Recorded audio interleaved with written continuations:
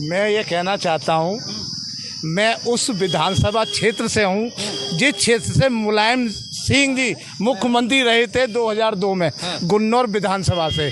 उस समय भी ये पार्टी ब्राह्मण विरोधी थी और आज भी विरोधी है। ये तो सोची समझी साजिश के तहत ये कांड किया गया है कि किस लिए, कि योगी आदित्यनाथ की सरकार को बदनाम करने के लिए। इसमें मैं कह रहा हूँ अकेले अखिलेश नहीं है, इसमें कुछ बीजेपी के भी लोग हैं जो अपना मुख्यमंत्री का तो सपना देख रहे हैं।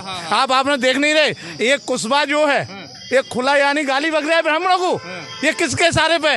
उत्तर प्रदेश का डिप्टी सीएम केशव प्रसाद मौर्य और अखिलेश, ये दोनों मिलकर ये षड्यंत्र रच रहे हैं माननीय योगी आदित्यनाथ के खिलाफ कि कैसे भी 2027 में ये मुख्यमंत्री का सपना देख रहे हैं। ये केशव प्रसाद मौर्य, ये कभी नहीं हो सकता।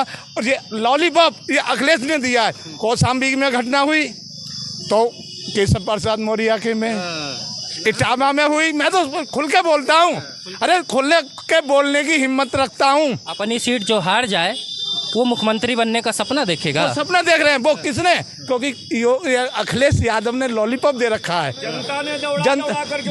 जनता ने हराया, जनता ने हराया।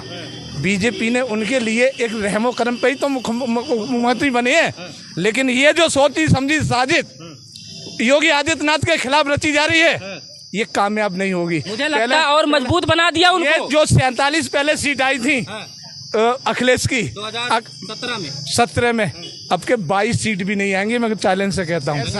आज जो अहीर रेजिमेंट का ये इन्होंने सबूगा जनता के बीच में लाए, क्या उस समय ये नहीं थे? क्या मुलायम सिंह रक्षा मंत्री थे तो उस समय तो इनके कलम में ताकत थी कोई भी रेजिमेंट बनाने की, उस समय क्यों नहीं बनाई? आज 17 के बाद से ये क्यों तैयार किया गया है? ये देश को तोड़ने के लिए, समाज को तोड़ने के लिए ये बहुत बड़ी साजिश रची जा रही है कि आज अहीर रेजिमेंट, कल को जाटव रेजिमेंट, परसों ब्राह्मण रेजिमेंट, पर तरसों यानी बनिया रेजिमेंट, ऐसे करके समाज को और देश को तोड़ने की ये साजिश रची जा रही है। और ये इस पर माननीय मुख्यमंत्री जी को संज्ञान में लेकर ये जो रेजिमेंट बनाने की मांग कर रहे हैं, ये देश विरोधी ताकत है। इन पर सख्त कार्रवाई होनी चाहिए, बहुत सख्त कार्रवाई होनी चाहिए। तो उनके कहने का मतलब जब जाट रेजिमेंट है, सिख रेजिमेंट है, तो यादव की बनी हुई है, तो यादव देश आजाद होने के बाद इन Gorkha regiment, Jat regiment, Sikh regiment, इन्होंने बहुत बड़ा त्याग किया है, बहुत बड़ा त्याग किया है देश के लिए।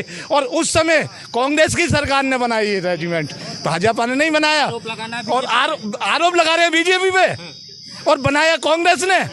ये कांग्रेस की देन है जातिवाद फैलाने की, जातिवाद का जहर घोलने की। जातीय जनगणना की मांग किए थे, वो भी होने जा रही है। अब बचा कुछ है नहीं, अब आग लगाना क्या करना है इन्हें? क्या कहीं यादव अहीर ब्राह्मण लड़ाओ, जाटव ब्राह्मण लड़ाओ, और जाटव बनिया लड़ाओ, ऊंची से नीची जाति लड़ाओ। अरे ब्राह्मण वो है जो सब कुछ साथ लेकर चलता है, और सब कुछ साथ लेकर सबका साथ और सबके विकास के साथ। दर्शकों, इसी के साथ आपने सुना होगा सबका, क्योंकि बात वास्तविकता में कहा जाता है कि जाति पाति की करो विदाई, हम सब हिंदू भाई भाई। लेकिन जब भाई भाई होने की बारी आती है तो नेताजी लोग, कुछ लोग हैं ज्ञान भी देने चले जाते हैं नेताईगिरी कम करके, क्योंकि फुर्सत में है, सीट तो मिली नहीं है, फुर्सत है। तो देश के लिए जो परेशानी हो रही है कि आज मुस्लिम समाज, कमजोर वर्ग मुस्लिम समाज, वो आज भारतीय जनता पार्टी के साथ जुड़ता जा रहा है।